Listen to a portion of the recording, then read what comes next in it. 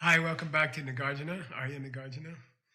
And we're still in chapter 18, which is discussing really the emptiness of the person and the emptiness of the parts of the person, or you can say the emptiness of me and mine. The next verse, it's Kanla Tene Kanchungwa, Deni Rishi Deni Min, Dele Shemba Mayinchil, Deche Chimin Tapamin. So this is a classic discussion, the last line about che and dakpa. Okay, che means cut off, and you see the same root in dorje chupa, which means diamond cutter. Yeah, so that means cut. So che and che are related, and so che means things just stop or things just discontinued. Like the flow goes on and then suddenly it just stops. Okay, and then dark means it just goes on forever, no ending, no beginning. It just goes on forever. And those are the two extremes. It's interesting that they are not real dangers to our practice. They are the results of dangers to our practice. So it's kind of interesting. So if you think the husband is coming from himself, then he could never change. Okay? And the implication, so these two are implications. The implication of that is that he would just go on forever the same, okay, if he was coming from himself. And then the implication of thinking if he's not coming from himself, he's not coming from anywhere else, is chepa. Then he would just blink out of existence, okay? So it's called the blink, and the blink result of thinking a certain way, and forever and blink. How's that? Blink and forever implications of thinking in a certain way. Okay, so how does that relate to cause and effect? Kanla dende kanjungwa. That means anything that happens based on something else, and that's a sweet word. That's tenjung. That's a sweet word in Buddhism. It means that things come from other things. And that's the name of Pratitya Samutpada, which is dependent origination. So if things come from other things, if the puddle on the floor comes from a leak in the plumbing, then I can stop puddles on the floor.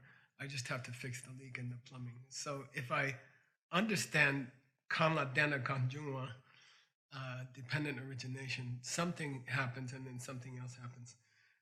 But here it says anything that happened based on something else, Reshik Deni Min, wouldn't be exactly that. So what does that mean? You know, Nagarjuna says, if something happened depending on something else, then in a sense, it wouldn't be what it was.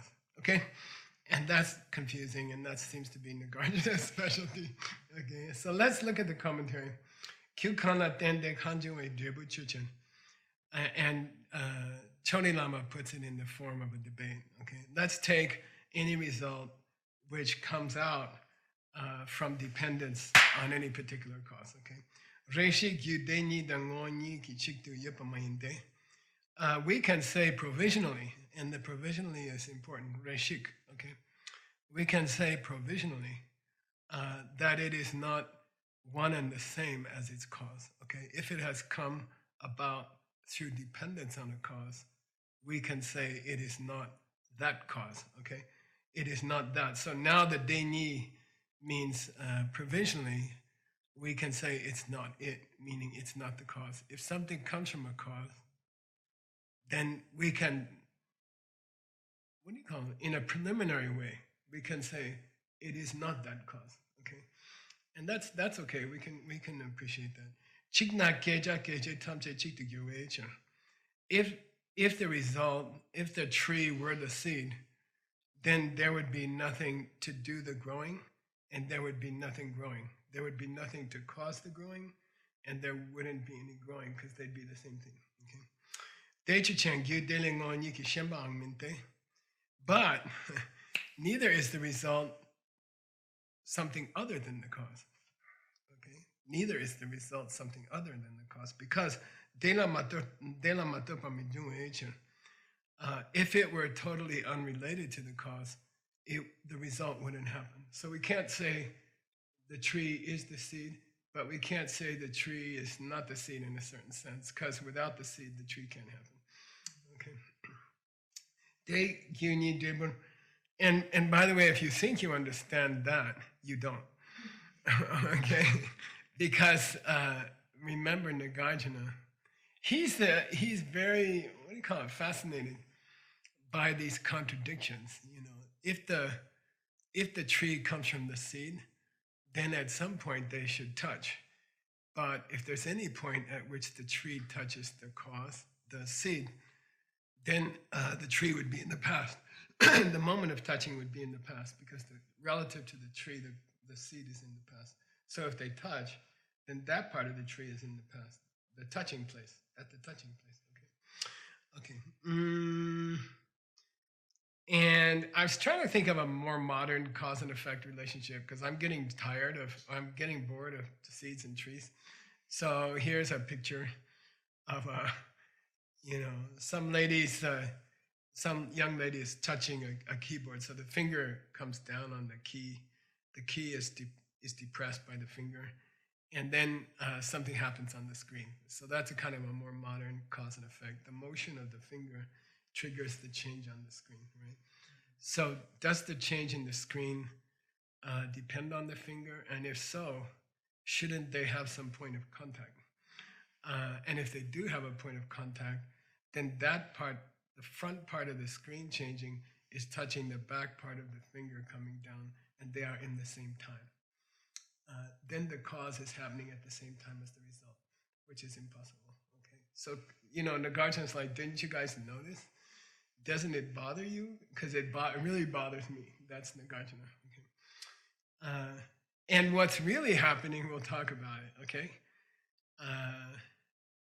and it feels, I have people talking to me and saying, oh, this is all just intellectual stuff. You're one of those philosophy majors who can't make a cup of coffee, and it doesn't really matter to your real life. But it does matter to your real life, because what you think is going on cannot be going on. It must be something else, okay? A seed cannot make a tree, and a keystroke, a descending finger, cannot create a change on the screen. It's not possible. It's literally not possible. Something else is going on. Okay? And if you think the screen is changing because you hit the key, then you have a problem. And in the end, it will kill you. Okay? It's a very serious problem. It's not some philosophical problem. Okay, we're on to what he calls part 5. Okay, you have to address these issues. This is the 5th section here. Arya Nagarjuna is saying, look, you can't just blow off these issues. You have to think about them. And you have to do something. They have to lead to some kind of action. Okay. Then he says this verse, Sangye jikten gunam ki, temba desa kirpa de, tunche mayan tade min, chepa mayan tapa min, zok sangye nam kyang sep, zok sang nam kyang sepana. And then there's a line missing, which I put back in. Yeah, you put it back in. Nyente nam ni segyer kyang. So this carving has a problem there. Rang sangeki yeshine temba mepa rapike. This is a beautiful verse, and it's very important for us. It's actually 2 verses, Tim, but we're okay. Sangye jikten gunamki. He says the Buddhists are the jiktenki gumbo. What's jikten? The world, yeah. And gumbo means protector. Okay, so they are the savior or protector of the world. Okay, the Buddhas, who are the protectors of the world. Okay, Temba Dirsak Yurpate. They taught Temba, like Tengyur.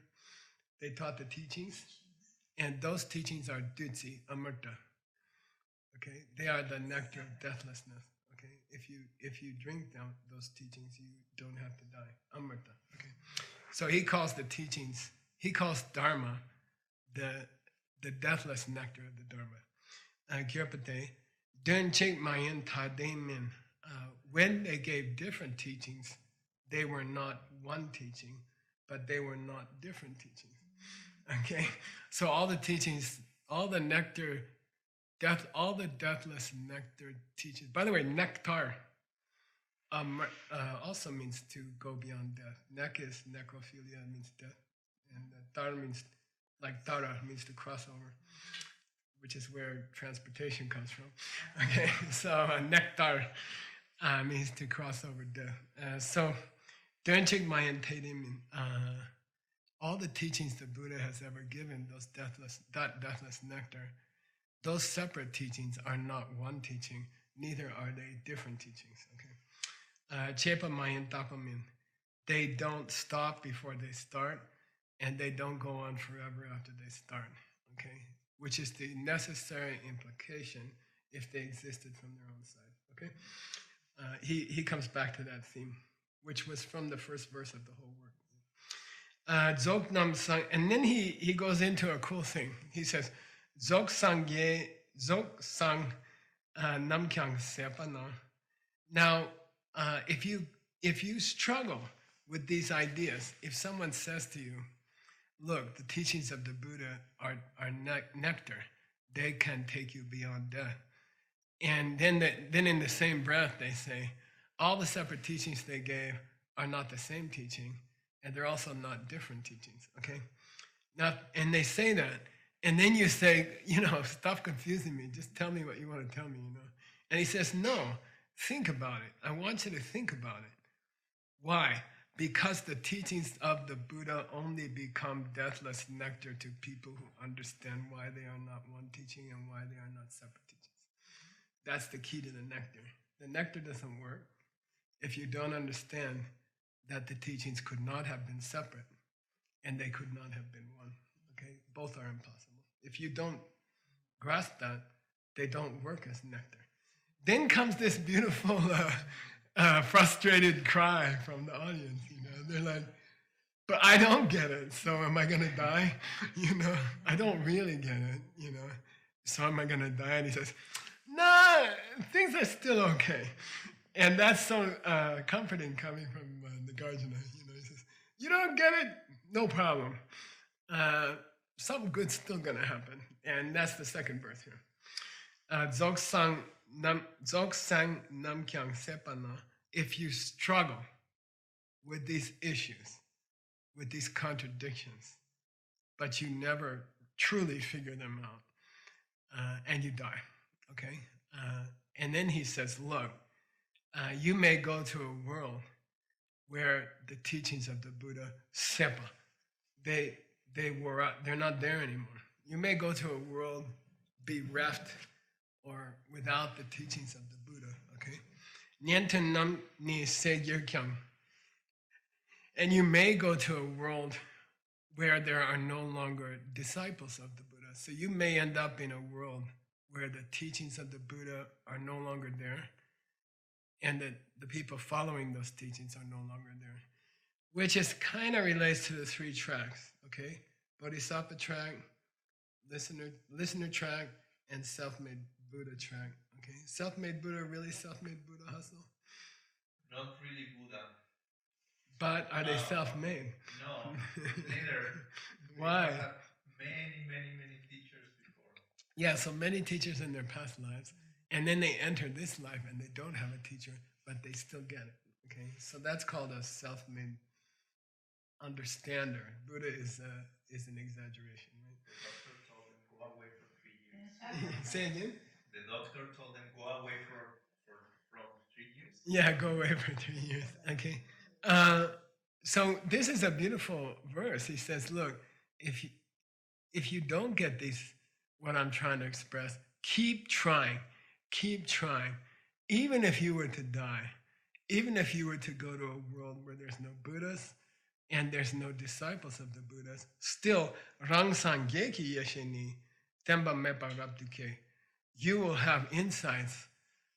You will understand emptiness on your own because you worked so hard in this life. Okay, even if you never meet a Buddha after this life, even if you never meet the Dharma after this life, even if you never meet people who believe in that Dharma, even if your next life you are alone, which is a terrible place to be in a world with no Dharma and no teachers. But still, something will happen to you. Something good will happen to you, and you'll start understanding emptiness spontaneously.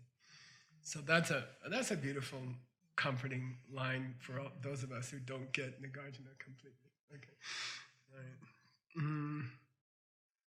All right, let's go to the next verse.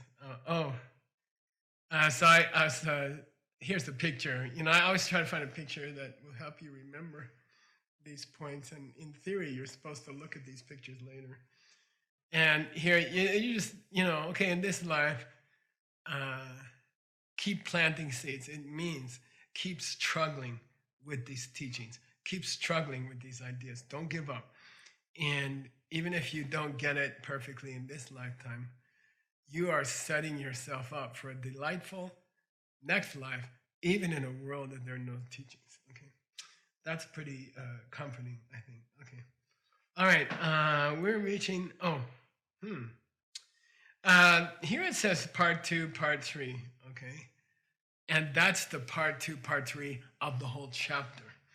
Okay, so we're going back to the very first outline division. Tibetan scriptures, ancient Indian scriptures, are very complex outline with different headers and deep. They go very deep into an outline structure. He's what do you call it? You focus in and then you. He's coming back out of focus, and he says, "By the way, we just reached the big part 2 of the whole chapter and the big part 3 of the whole chapter." Okay, the first part of each chapter is the philosophy and the difficult ideas. The second part of each chapter, he mentions a book by Lord Buddha that backs up Nagarjuna's version. Nagarjuna's teaching emptiness.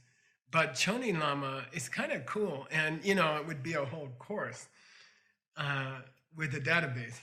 And I did some of it, but I didn't spend all the time. But Chonin Lama says each chapter that Nagarjuna is going through has a scriptural reference in the original sutras. You can go back to the original teachings of Buddha and find these points. This is not Nagarjuna making these up. He's drawing them out of the teachings of the Buddha, which were 700 years before him. Okay, so he gives the references here for this chapter, and it'd be an interesting graduate student exercise to go list them and find them. And I did the first few chapters just for fun, and they're correct, but it takes some time. It's a long search through the database, and you have to know how to search. And then the third part of each chapter is the title, of the chapter. So in Buddhism, the chapter is given at the end in Tibetan, and in Sanskrit, the name of the chapter comes at the end. I put it artificially at the beginning in the English, but actually in the Sanskrit and in the Tibetan, it normally comes at the end. Okay, what's the chapter we just finished? Daktan Chötapa, an investigation of the person. And here, Chö means the parts of the person, Dharma, the incidentals of the person. Okay. So what just happened? We finished chapter 18, probably the second most important chapter. It's the second most quoted chapter of the whole text, okay? So we have struggled through, how many classes? We had 6 classes, 6.5 classes. We struggled through, we got through now the 18th chapter, which is a big achievement, okay? If you never hear any more wisdom by Arya Nagarjuna, if you can say, I heard the 18th chapter, probably you're in good shape for next life, no matter what world you go to, okay? So that's an important chapter, okay? We're gonna go on to chapter 19. I think it's sexy. I remember when I was first learning these ancient books, like 1975, 45 years, 47 years ago. Every time they had a big debate about the nature of time, I was turned on, like, wow, yeah, let's talk about that, I even took a course in university. In the philosophy department, they discussed whether time travel was possible. and in serious physics terms. And I was always so excited to see sections where Buddha started discussing the nature of time. And here we are, chapter 19 is an investigation of time. Okay, let's go straight into it.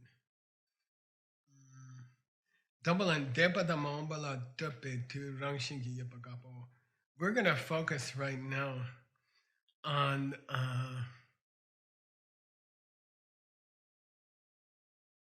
do the three times have an independent existence?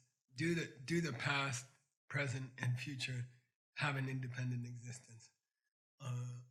Or do they exist through a relative relationship? Does the past only make sense relative to the present and the future? Okay, and you can see he could discuss it like 9 different ways, right?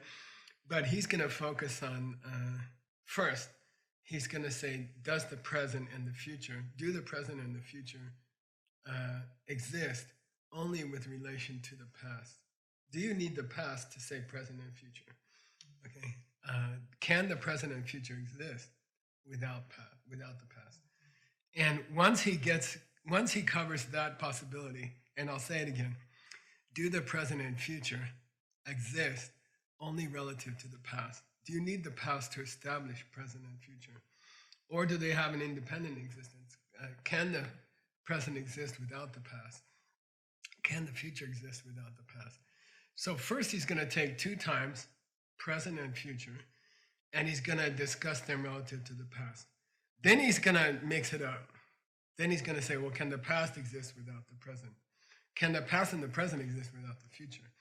So he takes a set of 3, and then he describes it. He describes the possibilities in groups of 1 and 2. Okay, and there's an incredible error in the carving or something where they misspelled set of 3, which is Sumtsen, Sumtsan, and they changed it to Su-Tsen because M is a prefix letter for Tsen, which means mark, or we talked about Lakshana, right?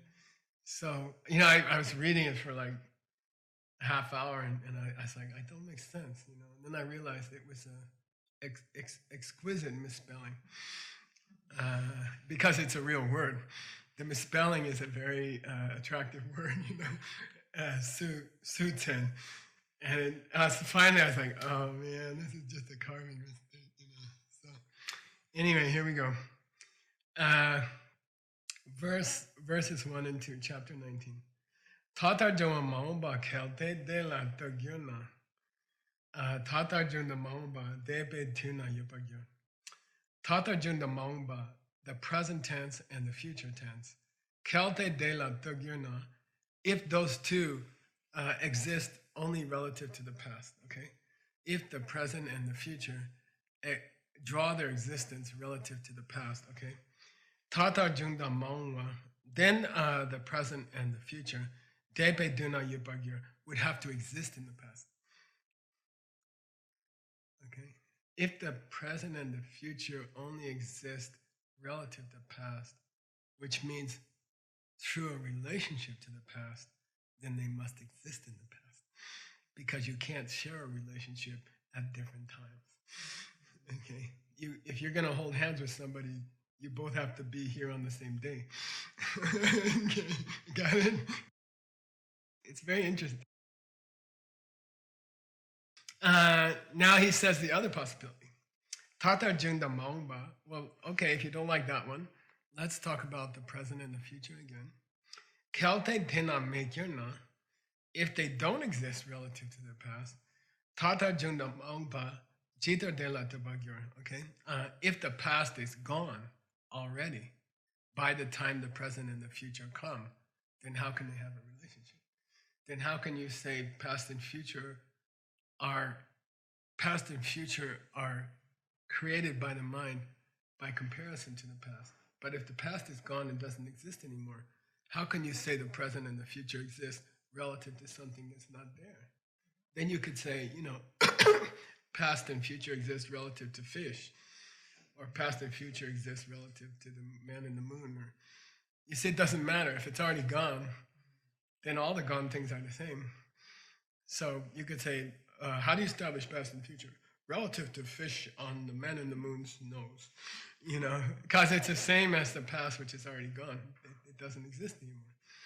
Okay, so that's his first verse. I have a kind of a lame picture. I couldn't come up with a very good one, to be honest. You got it? It's just calendars. And, we just, so 22, can 22 and 23, can this year and next year exist? Can you say this year without last year? You see? And in this case, don't forget, we are taking 22 and 23, the present year and the next year, and we're comparing them to the last year. Okay? Can you have 2022 and can you have 2023 without a 2021? Okay? If you can have a 22 and a 23 without a 21, then how did you come up with 22? Where'd you get that from? Okay. I added one to what? Okay. And if they do exist relative to 21, then there's a line where 22 touches 21, and part of 22 is 21. And then that was then this year was last year. Okay. All right. And it sounds cute. It sounds like just BS, but it's a serious inconsistency in the world, and they bother Nagarjuna. Those inconsistencies bother Nagarjuna. He says something else must be going on, and we're going to explore what else is going on. Okay, right now we're just supposed to be confused, and then he says, this is how you figure it out." Okay, all right. Huh? Okay, yeah, that's a teaching method, right? First you confuse the student, and then towards the end of the class, you resolve everything, and they feel good, and they feel like they understood something. Okay. Then he says, "Kalte tatar chawada banyin debe duna dena mepa kyunani." If the present and the future didn't exist in the past, if the present and the future don't exist in the past, kyuna tu de ni jitarna. Then how could they exist in and of themselves? Okay. Okay. I'm sorry, let's do it again. If the present and the future don't exist in the past, then how can they have a relationship to the past? How can they touch the past? There must be a point of contact. And that point of contact has to be shared. Temporally. Okay. All right. And I don't know, I just came up with another, silly picture. Here's okay. If the past and the present, if the present and the future don't exist in the past, then there's no relation. If you call the present and the future the top part of that hourglass, and you call the past the bottom part of the hourglass, and you tip the hourglass over and the sand in the present and the future never touches the sand in the past, then how can you have a flow? Okay. All right. I'm going to take you to one sentence here. I can't possibly read every sentence because we won't finish. I mean, I would love to. It would take about 10 years or 15 years. And, that's fine with me, but people complain. So, all right. Dayan. Nyuku tabani tatarwa dan nyukor kewe kyo ye kyang reshi ma kepe chani maung bandang. Nyuku shikpani deba jopana jokpe maung bani ngondan debani jesu jungwa yino. Deyang, he says, Deyang, nyuku tabuni, if we take the example of a sprout, which is just spurting out of a seed, okay? Tatarwa dan nyuku tabuni, tatarwa, the present sprout, and nyukur kewe yukyang. So there is the sprout coming out in the present, And there's also present the cause of the sprout. In a way, the seed and the sprout are happening at the same time. When you see a sprout first coming, seed splits, and the sprout comes out, and you kind of see both at the same time, right?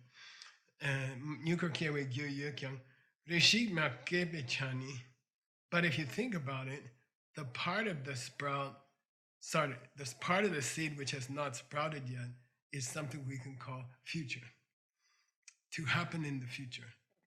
What do they call that? To come later, like a check in the mail when somebody owes you money. It's always a future occurrence. So, when you see a sprout coming out of a seed, there has to be some part of the sprout which is still locked in the seed as a potential for the future. Okay. Cha Mongbada, we can call that future. Nyuko Shipani, and when the sprout falls apart, when the tree falls down, Shipani, Depa Jokbe, you can call that the past of this event. Okay, the future of this event, the future of a sprout coming out of a seed is the part of the sprout still in the seed. That's future. It's coming in the future, right? It's going to be a tree in the future. Right? But the part of the sprout which is already dying is the past of this event. Okay, it's going to be past. Okay, past. Okay. Then you start to get confused about what's future and what's past. Okay, the dying hasn't occurred yet, right? So it's future. So the past is the future. Okay, and the future is past by the time the future is past by the time it becomes the present. The future is past by the time it becomes the present. There's something screwy. Something's messed up. Okay. You gotta think about it. Okay. Yeah, so then you get this question, and I put a picture here.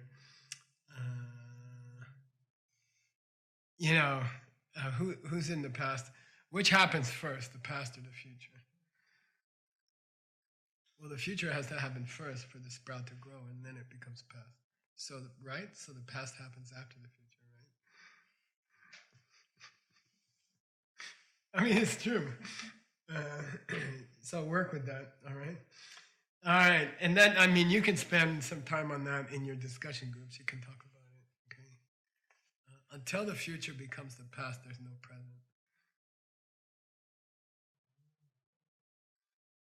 Okay, just cook it. My teacher used to say, just cook it. It means he didn't want to explain it anymore. Okay. In the outline, if you're following the outline, it's defective here. Something's missing in the carving. And I filled it in. You can get it later. Debalani matupar dini dupa yomayin. Decha tata chuandam mon tu kyang yomayin. Debalani matupar. If you try to find a present and a future which don't depend on the past, deni dupa yomayin. You could never find a present and a future. If you try to find a present and a future that don't rest on the past, you will never find such a present and a future. Okay? But then there couldn't be any time in which you have the present and the future, because if they have to rest on the past by definition is already gone.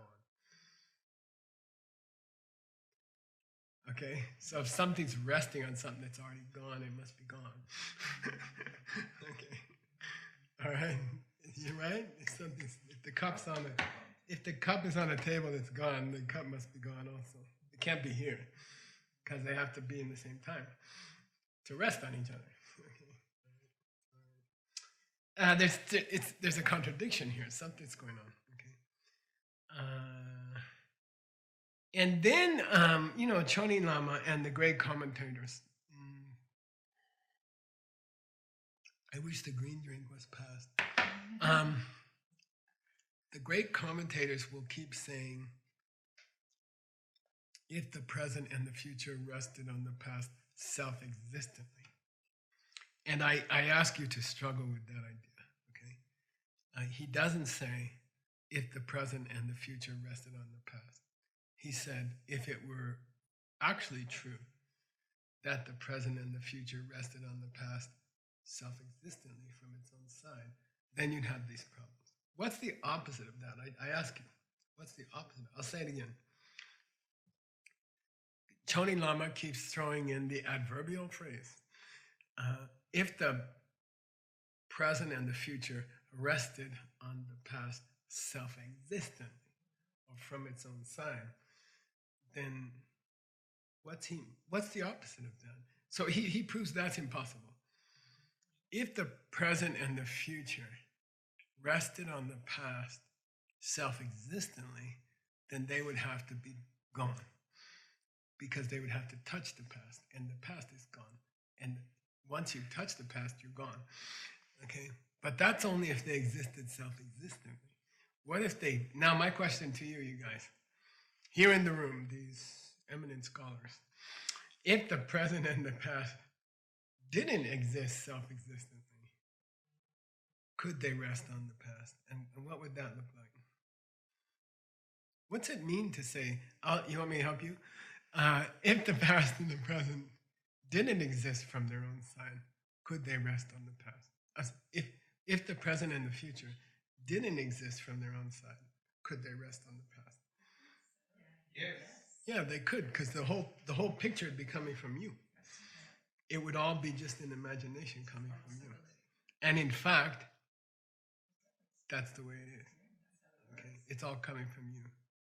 Which implies you can F with the past. Which is very sexy idea. You know? Like if you had a divorce, you know, you could, with enough good seeds, you could turn it into a masterpiece. You know, that's exciting. Is it possible with enough good seeds to actually create a different past? And I say yes, because it's coming from you anyway. Okay. And not just that you try to think why it wasn't so bad. I'm not talking about that. I'm saying where you wake up and you say, she saved my life, or he saved my life. You know? Thank God. Okay. All right, let's go on. We're crossing into, you know, what I had originally designed as a new class, and I've been going so slow that we're hopelessly behind the original class structure. But sorry for the cough. That I know it kills the translators. What this means, practically speaking, is that we get to start a new class in the middle of the class, which means we get to have some fun in the middle of the class. And the fun is, for Christina, we get to talk about the Sanskrit. Okay, so there are some important words for the next section, okay? And I would like to go through them with you. The first one is kala. Do you have those, Tim? Yeah, kala means time. Okay, kala means time. You know the famous Kala Chakra, which is the Wheel of Time, which is a Netflix thing, right? Just kidding. The novels were wonderful. Oh, the novels were wonderful. I watched 10 minutes of the first show and I turned it off. It was like the first time they tried to do The Hobbit. So anyway, Kala comes from an ancient root, kal, chal, okay, which means to stir or to move. You often see C's and K's kind of mushing into each other. And you have also a root char, because I told you R's and L's tend to switch. And then that became car. And it became the kel in accelerator. And it became the char in chariot. Okay, so those are all movement from past into the future. Okay, they all imply some kind of speed and some kind of transportation. Okay, moving somewhere. So the ancient root for the word time in Sanskrit means the thing which moves. Okay, and then we have car, chariot, and accelerator from the. Say again. Calendar. I didn't think of that, but that's probably true. Cool. Yep. Mm, then we're going to switch chapters before we end this next class, the next class. So I'll give you some words from the next chapter, which is going to be talking about causes and conditions. And the name for cause is hetu. Say hetu. Yeah, hetu comes from a root ha, which means to go forth or to leave. The Indo-European is gehe, which means to go. And you have the word gate, you have the word go. And even the Indo-European lists the hina in Hinayana because you went past that. That's a lower track and you went on a higher track. Okay. So Hinayana means the track I left behind. Okay, all right, so cool, so that's hetu. The two, by the way, makes infinitives from nouns. So it's like to, to go beyond or to travel or something. Okay. I'd like to do pratyaya, okay? And that's going to be important towards in the next class. And that's this famous word for gen, which means condition. Sometimes you can think of it classically as the seed is the hetu, and then the sunlight, the water, the effort of the gardener, these are all pratyaya. These are contributing factors. And then hetu is the main cause. Okay. So pratyaya here means pratyaya. And prati means very much, super. And aya comes from the root I, just a simple I. What's a common English word?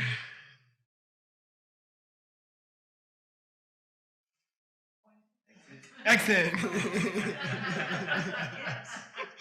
We got an exit sign over there.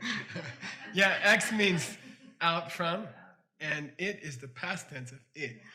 So, if you want to leave, you got to go this way. X it. X it. Okay. So pratyaya means super going. It means contributing factor. All right. So now you learned 3 words. What were they? You forgot them already. Hetu, pratyaya, and kala. Okay. Good. All right. Good. All right. We have some time.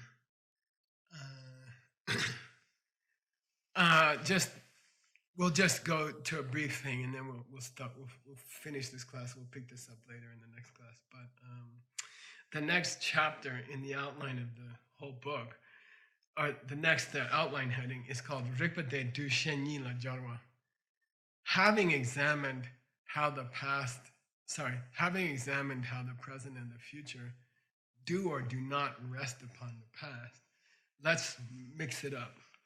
Let's look at how did the past and the present rely on the future, for example. Let's look at the other possibilities, okay? Let's mix them up, okay? And that's the next verse, okay? Rimbe tsuni dini ke lamani bonorwa dang. And this verse says, you get the same message if you apply all this to the other 2 possibilities. If you look at how the past and the present rely on the future, or you look at how the past and the future rely on the present, you get the same message. And the word here for message is norwa, with an accent, and it comes from the root nor, low tone nor, which means to make a mistake. Okay, so it makes it active. You get the same screw ups with the other 2 times. So that's easily understood. I don't have to cover that. Okay. And I don't know, I had a picture of, you ready for the picture, Tim? I don't know, I found 3 people with heads down. They are reversed, right? They are upside down. I'd like to think of them as past, present, and future. And if you jumble them up, what other problems do you get? You get the same problems, okay? You get the same problems when you examine the past and the future relative to the present, or when you examine the past and the present relative to the future. The same problems, mess-ups that you got when you examine present and future relative to the past, okay? Something like that. Yay.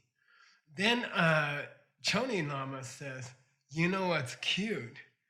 You could take the opening lines of this verse, okay? And then I'll give them to you again, all right? He says you can take the opening lines of this verse, this chapter, which were Tatar Junda Maungba, the present and the future.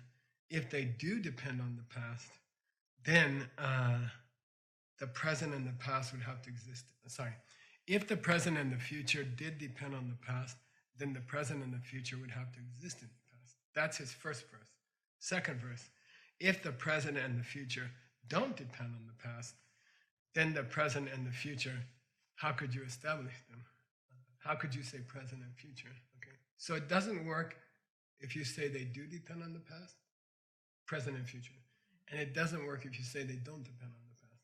Okay, so and then he says he gets cute, and he just substitutes words in the original two verses, and he recites them that way. Okay. Oh, if the past and the future didn't depend on the present, then they would have to exist. If they did depend on the present, then the past and the future would have to exist in the present. And if the past and the future didn't exist in the present, then they couldn't exist at all because they wouldn't be here. Or if they didn't exist relative to the present, then we'd only have past and future and no present. Okay? So he does a cute thing where he substitutes, he jumbles up the words just like Nagarjuna told us to. Okay, he actually writes it down. Okay, so that's helpful. Now we're gonna get how much time we got? We're a little bit over time, but I think it's great to finish one more small point because it hangs with this. He says,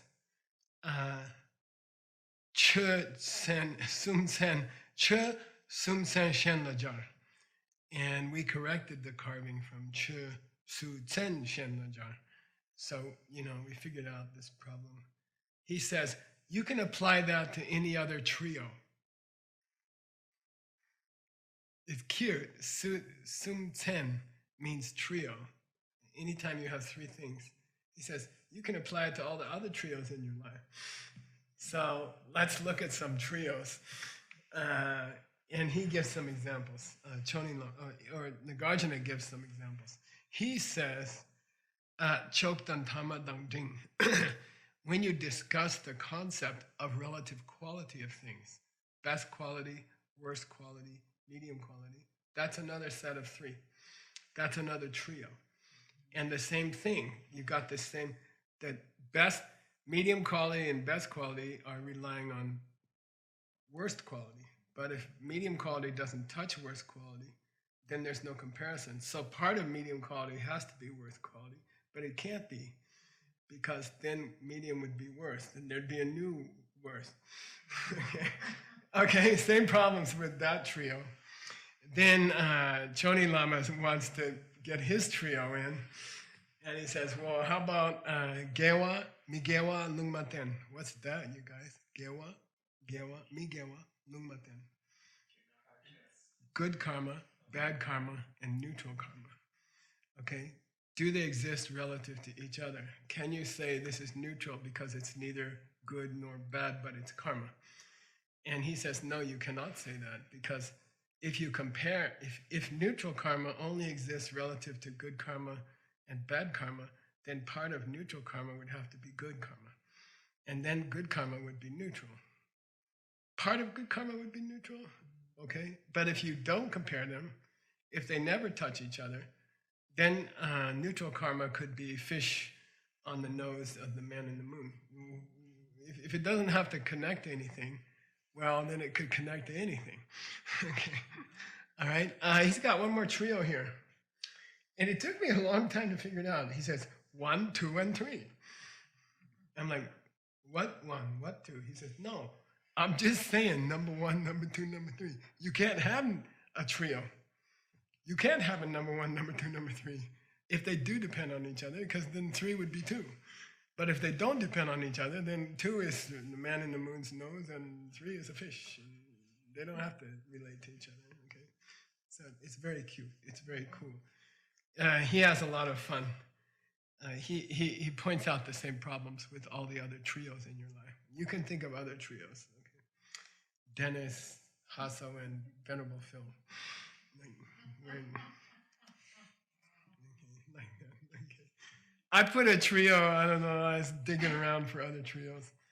This trio is from the Olympics, you know, like the guy who wins the gold medal or the woman who's in the middle, silver's on the left, that they exist relative to each other. You can't have a gold medal without a bronze medal. But if the gold medal touches the bronze medal, it's not such a special medal anymore. And stuff like that. Okay, you can play with your own trios. All right? Okay, we're going to stop this class there. What we're going into next is